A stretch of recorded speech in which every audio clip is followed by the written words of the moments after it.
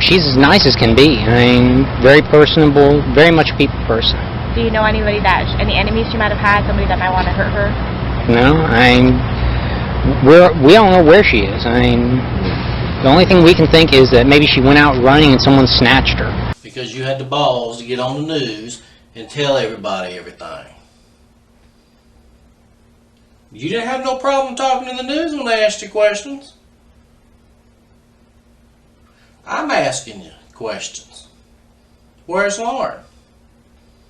I don't know. Yes, you do know. Gather round, all you seekers of the night.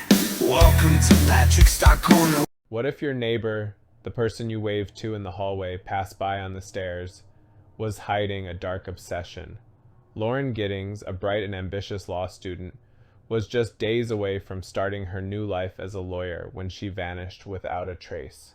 Little did anyone know, the man who claimed to be her friend, the man who stood on camera pleading for answers, was harboring the chilling truth all along. Today, we unravel the horrifying story of Stephen McDaniel, a quiet law student whose mask of innocence hid a sinister secret. What drove him to commit one of the most shocking crimes in Georgia's history? And how did he nearly get away with it? Let's take a closer look at the dark descent of a man who couldn't let go of his obsession, and the tragedy that forever changed a community. Before I talk to you about Stephen, I want to tell you about his neighbor, Lauren Giddings. It was June of 2011, and 27-year-old Lauren Giddings was at a really exciting time in her life. She had just graduated law school at Mercer Law School in Macon, Georgia.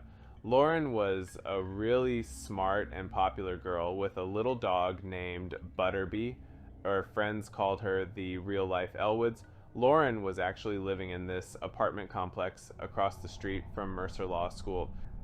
The apartment complex was especially made for law students, so there wasn't a lot of partying or noise. It was the perfect place for Lauren to study for her bar exam, the final step to becoming a lawyer after finishing law school.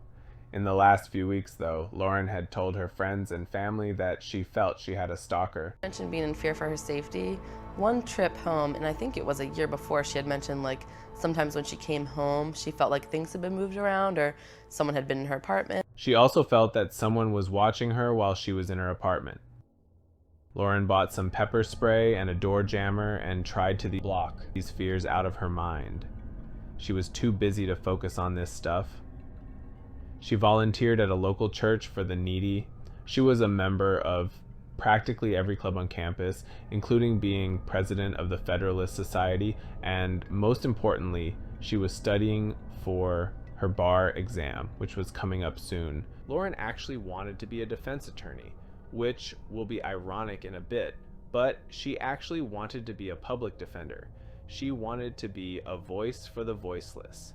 If Lauren had slowed down, though, and thought a bit more about her fears, she might have thought of her downstairs neighbor, 25-year-old Stephen McDaniel, who was also someone who just graduated with her at Mercer Law School.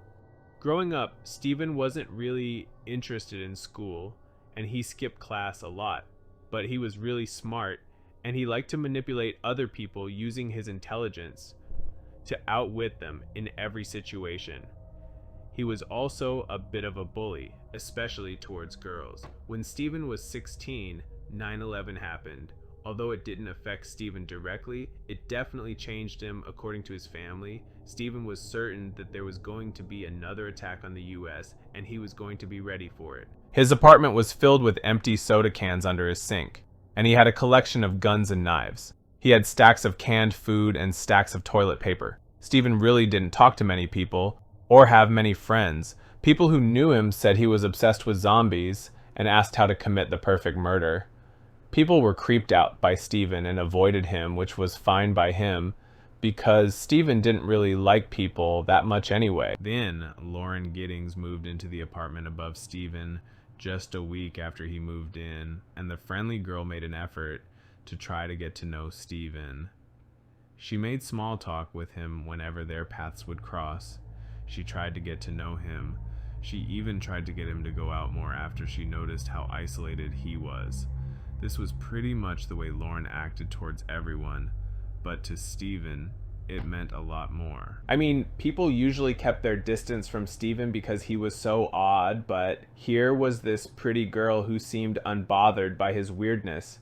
Stephen asked Lauren out a few times, and she had to remind him that she already had a boyfriend. Lauren's friends warned her that Stephen might be dangerous, but she didn't want to judge him because he was just a little strange.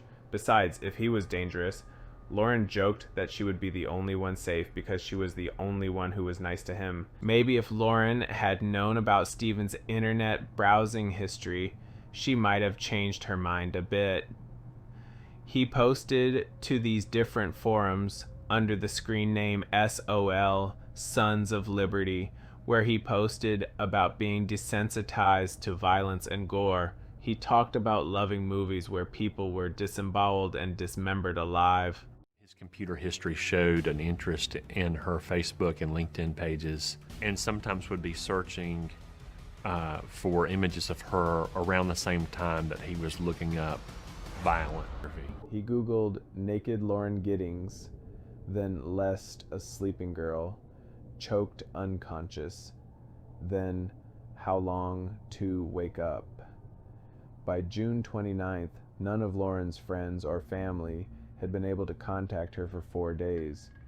She had told them that she would be out of touch because she was studying for her bar exam, but this was a bit extreme, so a group of her friends went over to her apartment to check on her. When they got there, they knocked on her door and called out her name, and her neighbor, Stephen, came out and he asked what was going on.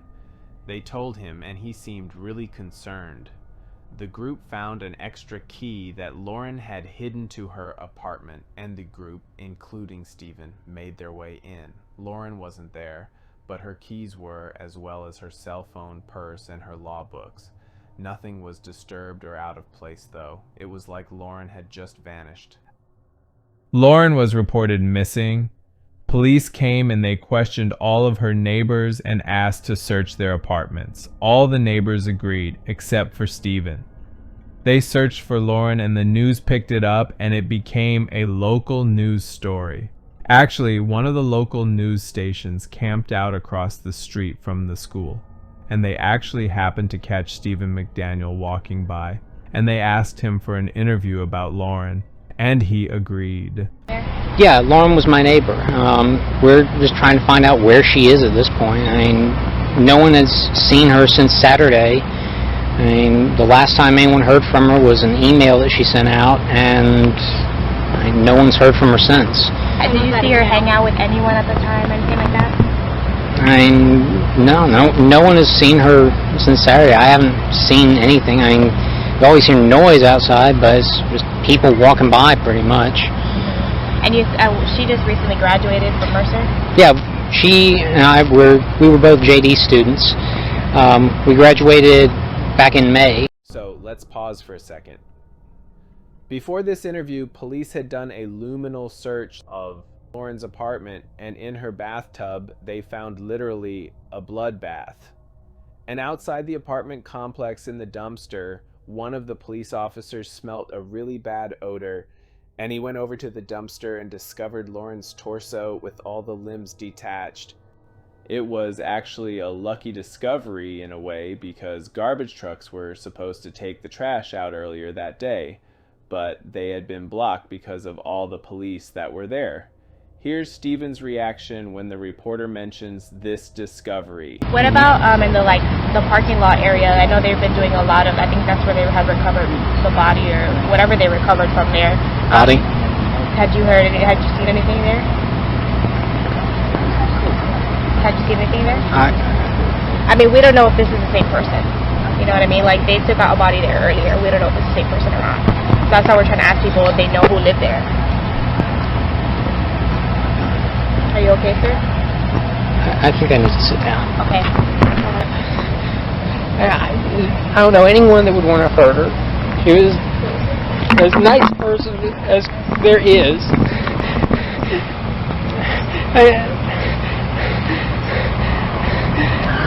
Was she moving soon? Did you know anything about her? Yeah. She was going to be moving out today. she was supposed to move out today because someone else was going to be moving into her apartment. What's going on in your mind right now? Like, what are you thinking? Why would anyone do this? You didn't hear anything? No. I just heard something. Maybe I could have helped. Okay, don't worry.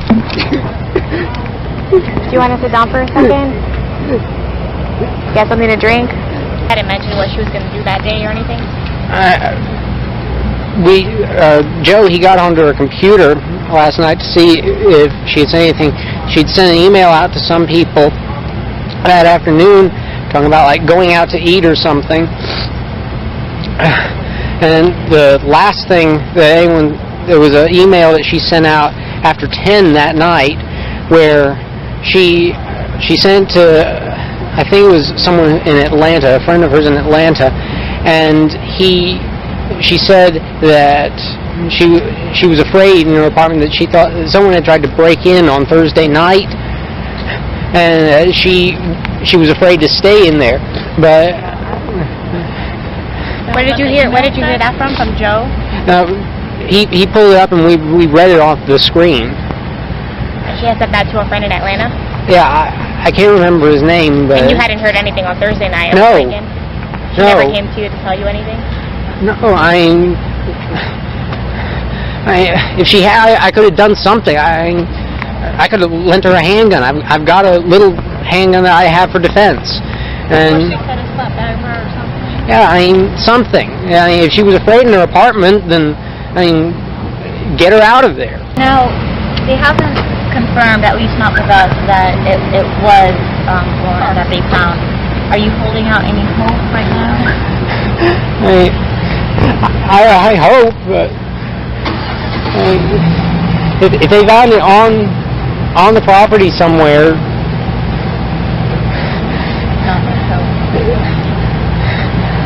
You hadn't heard anything about a body until you were talking to us earlier? No. After this interview, cops go to search Stephen's apartment, this time with a cadaver dog.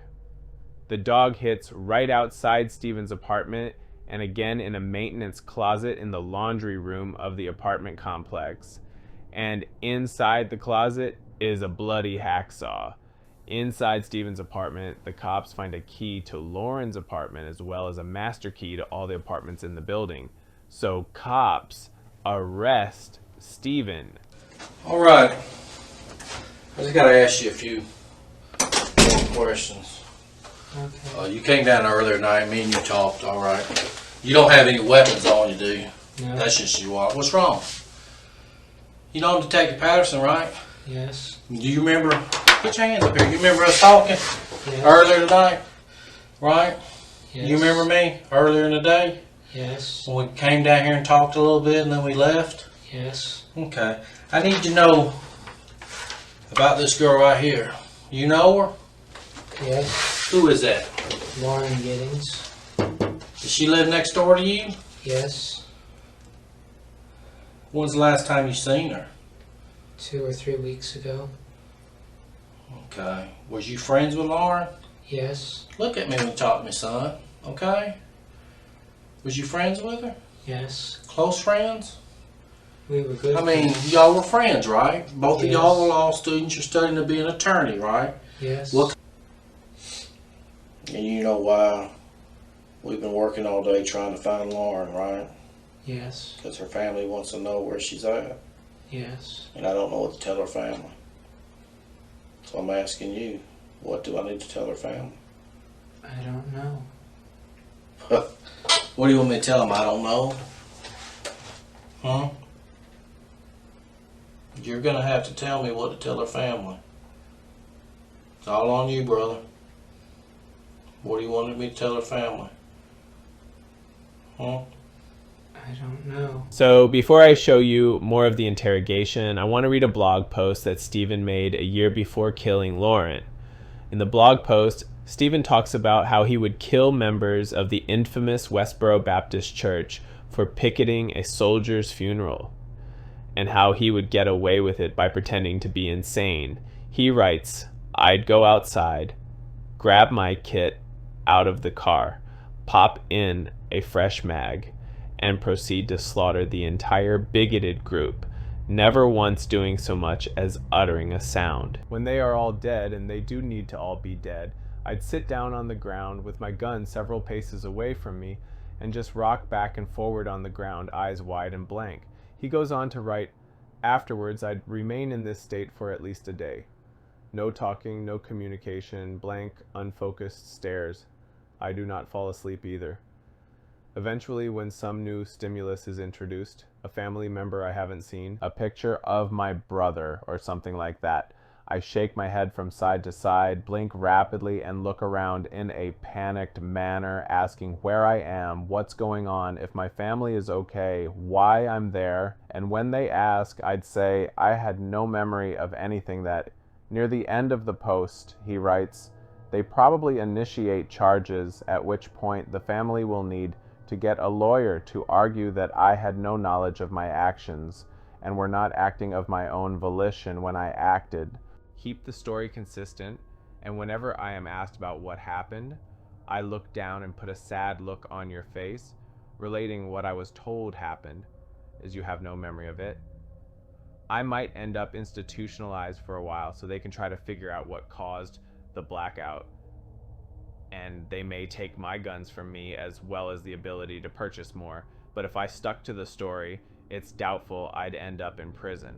The post ends with the line, of course, this is all hypothetical. Okay, so let's continue on with the interrogation. I mean, earlier today, me and you sit here and talk normal. What's going on with you now? Why are you acting like this? I need to know. Why all of a sudden you're acting like this? I don't understand. Okay. Earlier today, we sat here and talked. But now you're acting like you don't know what's going on. I mean, did something happen or something to you? I mean, why are you shutting down? Why are you not talking to me? I don't know. You got your ass on that fucking news and stood out there and gave a media report that her mother saw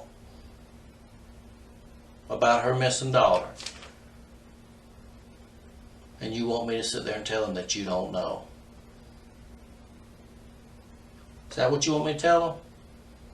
Because you're all over the news. You sure stood out there and ran your mouth to the news media. But now you're going to get out here and you don't fucking know. You know. You're just a sorry piece of shit that don't give a fuck. Right? No. Well, why'd you tell the media everything? Do you need to see what you told the media today? Yes. It was on the 11 o'clock news. Well, I'm asking you. Tell me. I want to know. I don't know where she is. That ain't what you told the media. You didn't stand in front of that camera and say, I don't know. I don't know. I don't know. What happened to Lauren? I don't Yeah. know. You like her, don't you? She's my friend. Did you ever think about having sex with her? No. You never tried to talk to her on a dating level?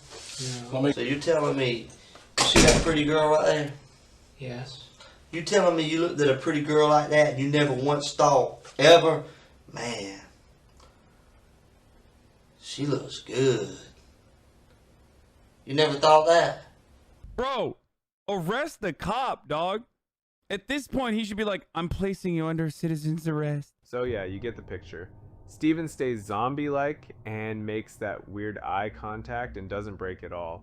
Unfortunately for him, cops search his computer and find a video he took of Lauren inside her apartment the night she was murdered.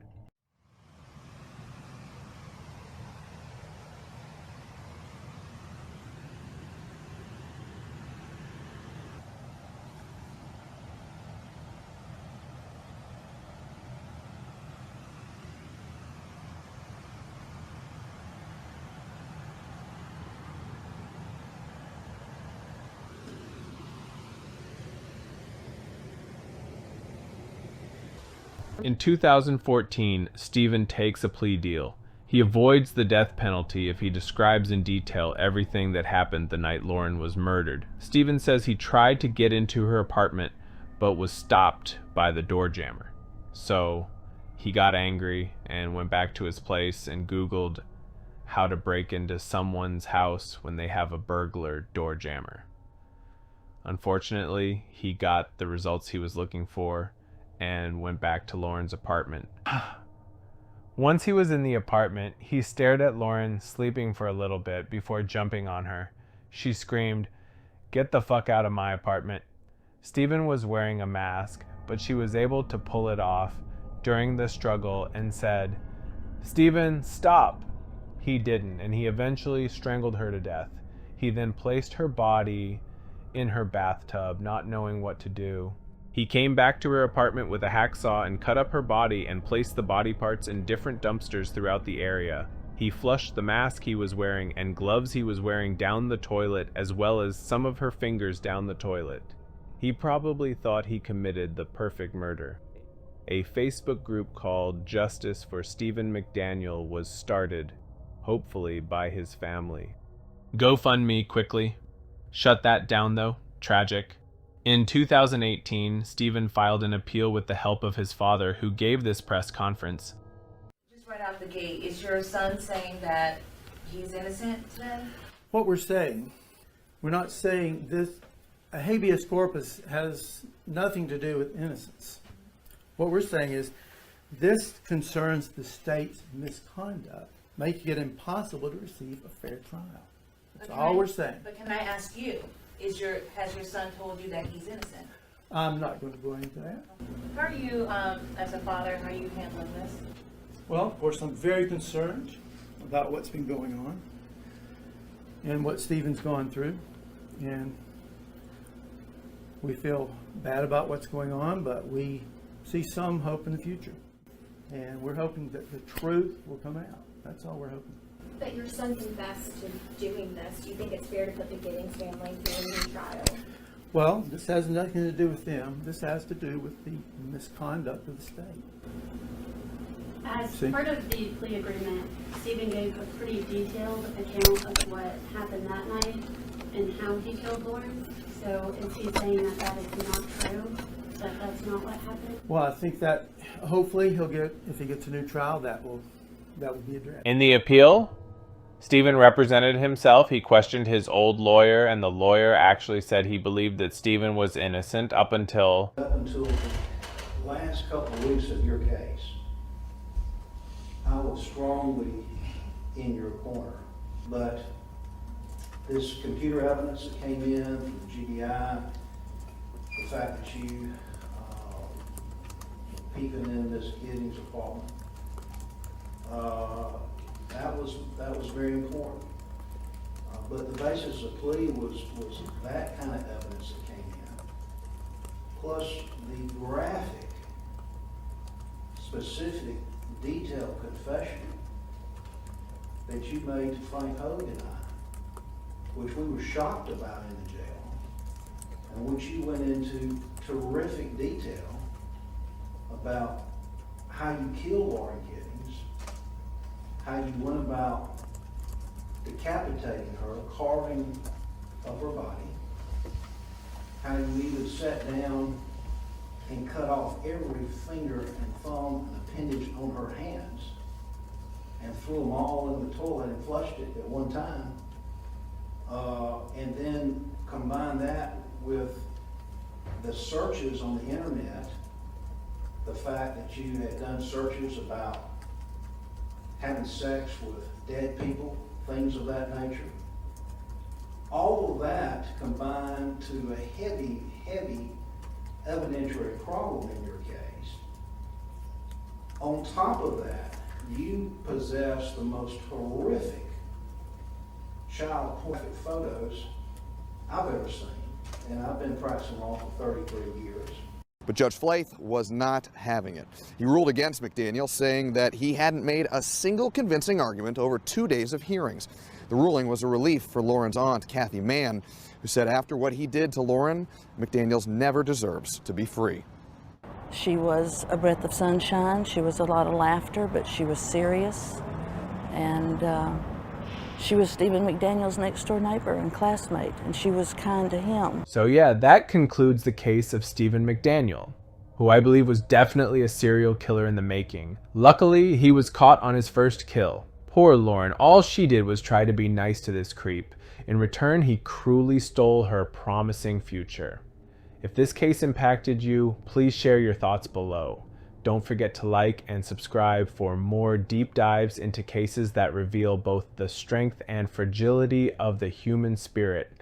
As always, stay curious, stay safe, and take care of each other. Bye.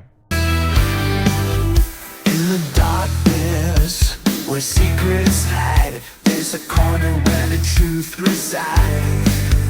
Gather round, all you seekers of the night.